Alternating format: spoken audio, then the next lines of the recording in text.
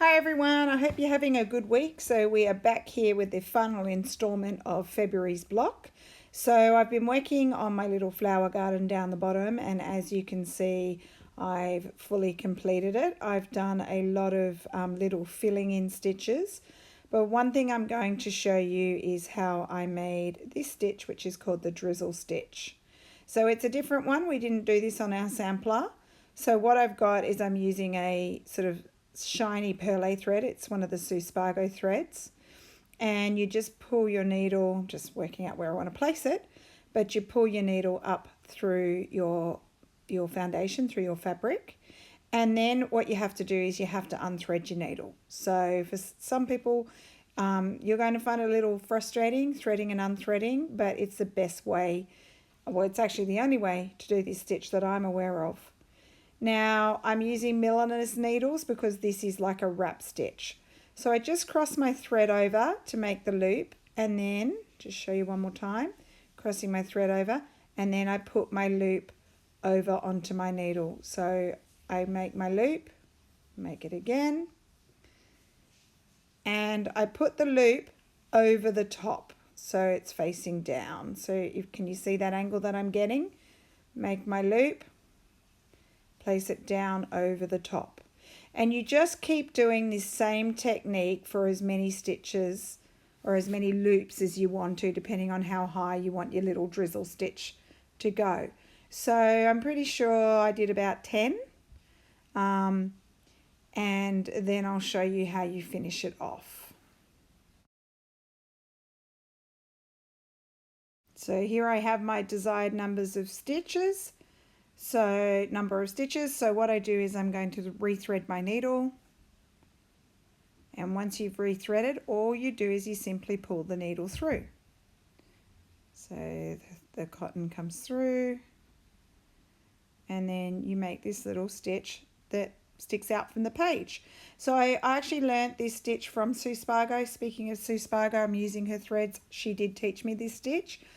I think I've mentioned in a video before that I was lucky enough to do a class with Sue, and we did like for people that don't know Sue, you do all your kind of stitching in felted wool, so not felt, but it's wool that's been felted.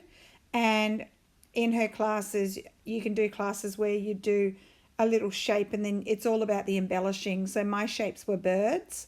And so I had rows of 4 birds, and I had lots of rows. So I might have had, I don't know, maybe 16 birds or something on the page. And then you embellish them all differently with different wings and beaks. And we actually used this drizzle stitch quite a bit, and it was really good to make little sort of funny feathery things off the top of the bird. So that's how I originally learnt to do it, but it's quite a fun stitch to give you a bit of texture and height. And that's what I was trying to achieve when I was doing this bottom garden, just playing around with some different textures, different types of threads, techniques. So some things down low and some things are up high. I've got a lot of different materials, including buttons and sequins and beads, just to make it look interesting.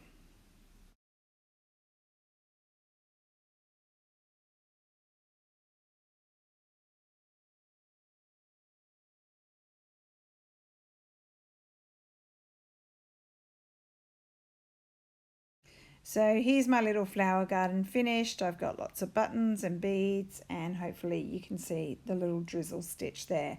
It's in a variegated orange and kind of pink and red thread. So now what I'm moving on to is my bird. So like I said last time, this bird is designed by Natalie Lett, Nathle, and then her last name is Lett, Lete. And the fabric was produced by Anna Maria Horner, so it was one of her fabrics. And Natalie does amazing paintings, and I love that this bird looks like a painting. So I'm using my threads to match to the colours that are in the bird, or they're similar to the colours that are in the bird. And I'm basically just filling in the bits and covering up the colour. So I'm hoping that once I'm done, my embroidered bird will look like it's been painted with thread, which is the description that I like to use all the time, that I'm painting with thread. These stitches are really simple. They are just straight stitches. And I'm just filling in where I see the colour and trying to think of the different angles that the feathers would actually run in on the bird so that my stitches go in a similar direction.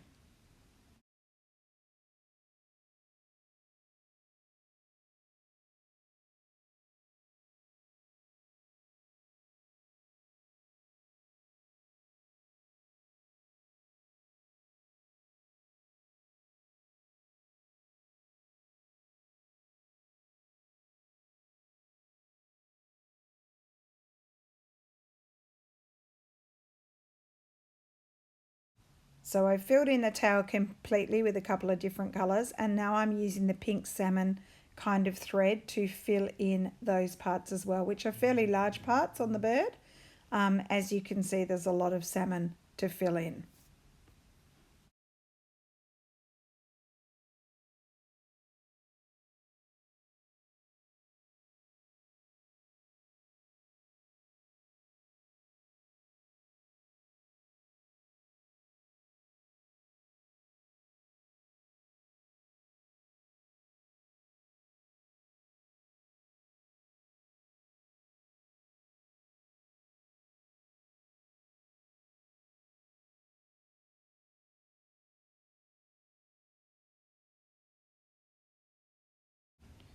So as you can see here, I have fully embroidered my bird. I have filled in all of the colours, including a very dark sort of navy blue to fill in the edges, and also completed the eye and the little piece of clover in its mouth as well. So that was my intention, to fully embroider the bird, and I absolutely love the way it looks. So now on the top, I just want to do a little bit of decoration on this old piece of tulle, and I'm simply doing a running stitch in the same navy thread that I used in the bird.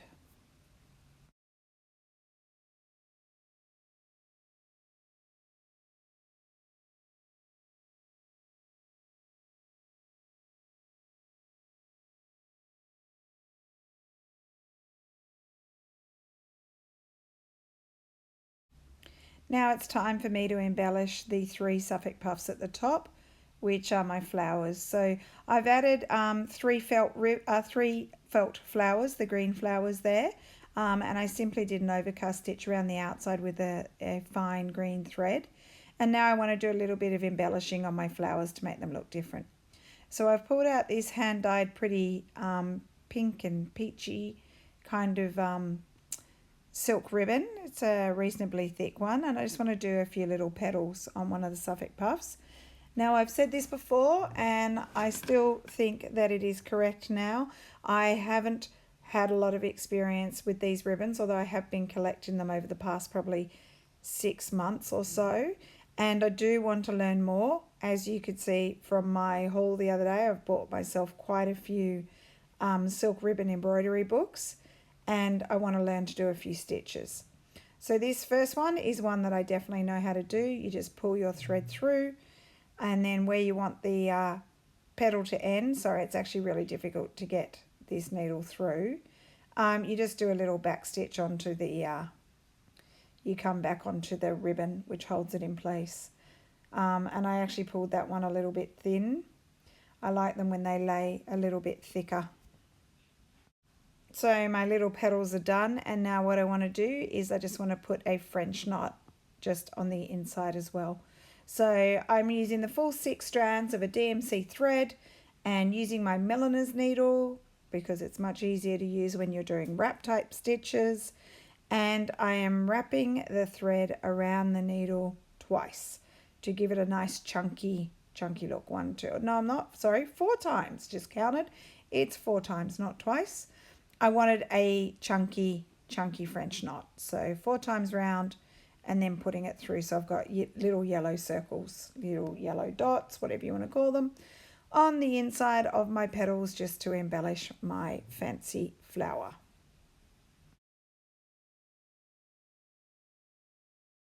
So now with all my French knots done, I want to create an interesting centerpiece.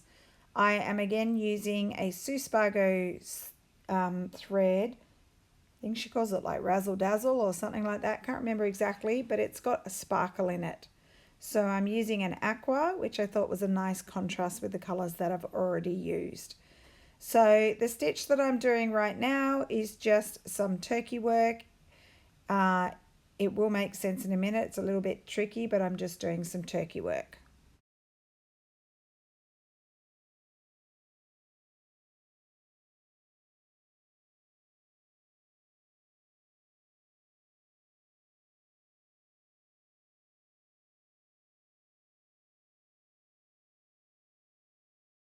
So the stitches are in and it's time to trim them down a bit. Now I want it to look quite fluffy, so I'm just fluffing it up a bit, which I think is really cute with a bit of sparkle in it.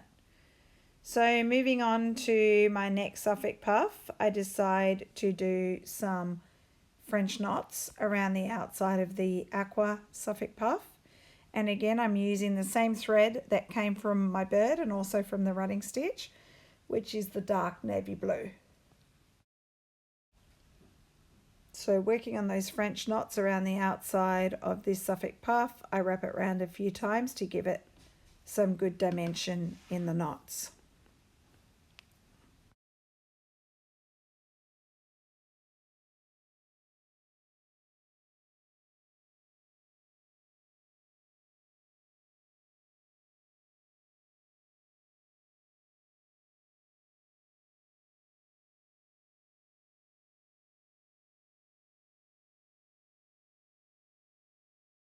Okay, French knots all done and time to embellish the other Suffolk Puff. I'm doing that by adding some bullion stitches using a variegated sort of red, pink, orange kind of DMC 6 strands of their thread.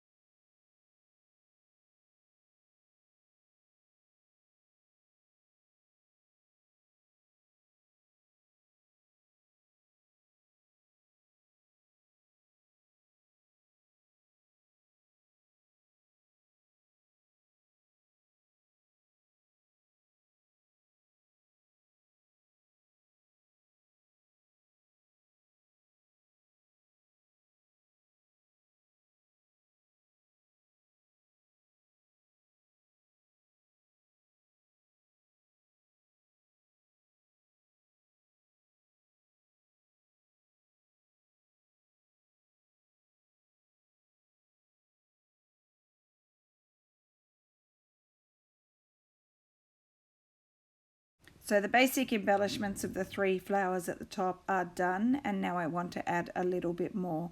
So I'm pulling out my sequins here, and I want to find a sequin that I think will go with the Suffolk Puff that is kind of the pale peachy red that has the bullion stitches around the outside. So most of these sequins that I'm looking at are ones I recently purchased from Etsy, which were named as fine Italian sequins. I decided to go with the really bright pink fuchsia sequins. They were really pretty. And originally I thought I might put an aqua bead on it to stitch it down, but I decided to go for the clear bead so that you didn't lose too much of the pretty pink colour. So for you, those of you wanting to know, I'm using a beading needle, Clover brand, to do all my beading and sequin work. And I don't find them to be a problem. They're quite thin, so they easily come through the fabric. And the thread that I'm using is the silk thread that I use for a lot of things, as it's really thin. And so the needle is very easy to use or to thread. And quite simply, I just thread my needle through the sequin to position it where I want it. Then I pick up a bead with the needle, then back down through the middle of the sequin. And I only do 1 stitch on each one, and it holds it in place quite nicely.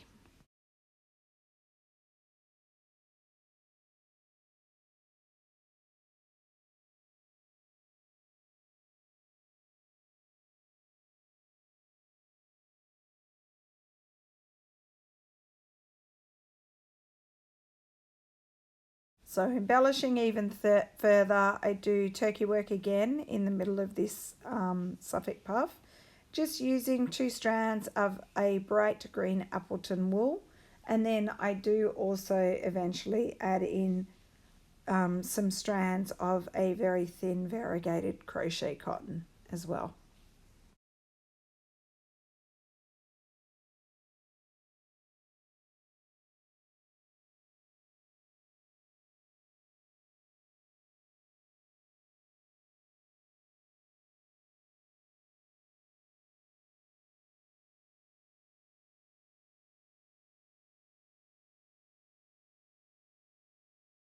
So further embellishment here, this time I'm doing some turkey work in the middle of the blue Suffolk Puff, but I'm actually leaving it loopy. So I'm not going to cut it so that it straight ends. I'm leaving it as little loops, just for a different look.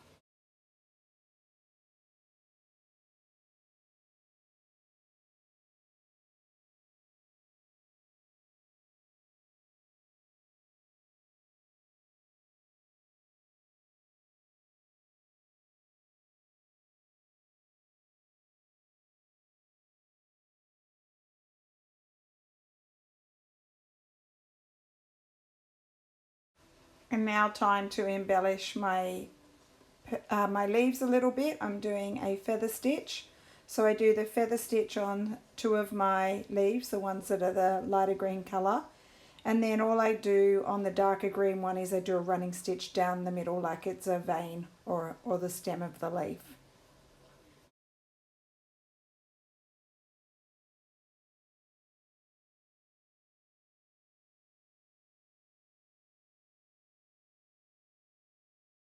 The threads I'm using was a 6-stranded cotton on the lighter ones, and on this one it's the same. No, sorry, this one I think is a perlé thread, a thinner perlé thread.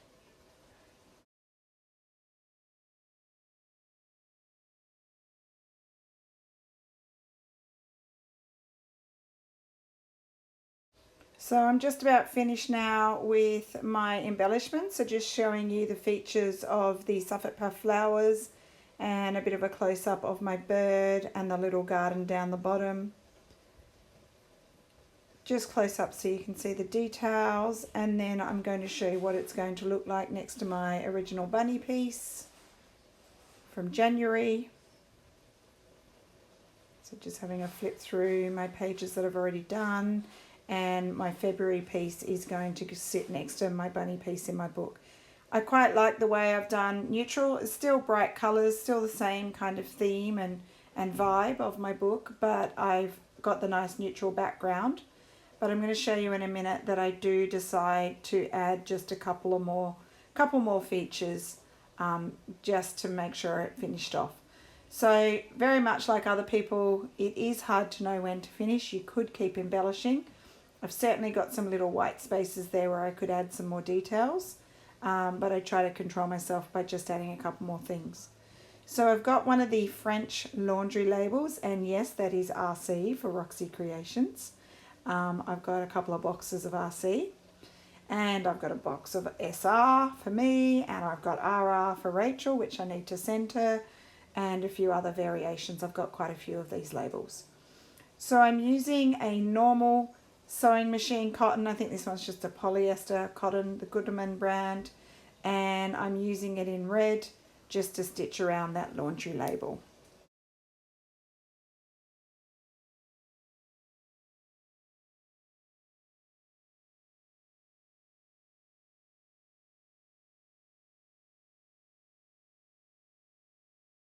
And the stitch that I'm using is just a little tiny overcast stitch around the edge.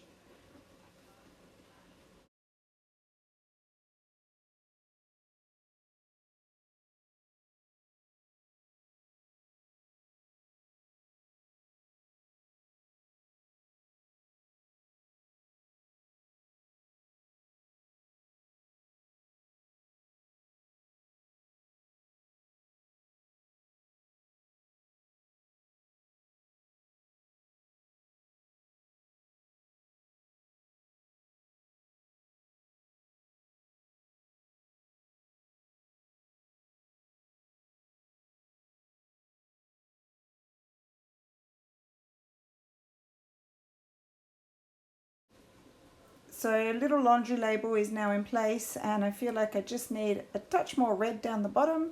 So I pull out a nice red that goes along with my laundry label, 6 strands of the stranded cotton, and I decide to stitch some crosses at the bottom of my page.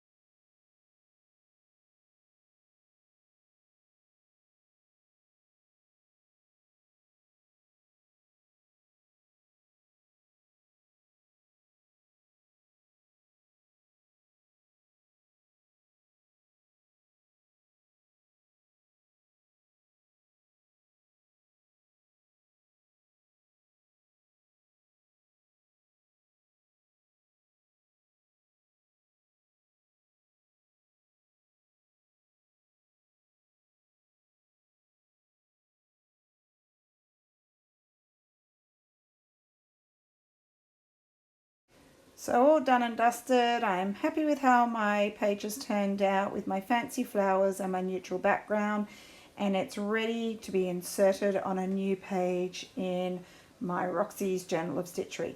So I hope you've liked seeing my process on this page this month, and exciting, next Wednesday there's a new theme coming out, so I think you're going to like the next thing that we come up with. Thanks for watching, and I'll see you soon. Bye.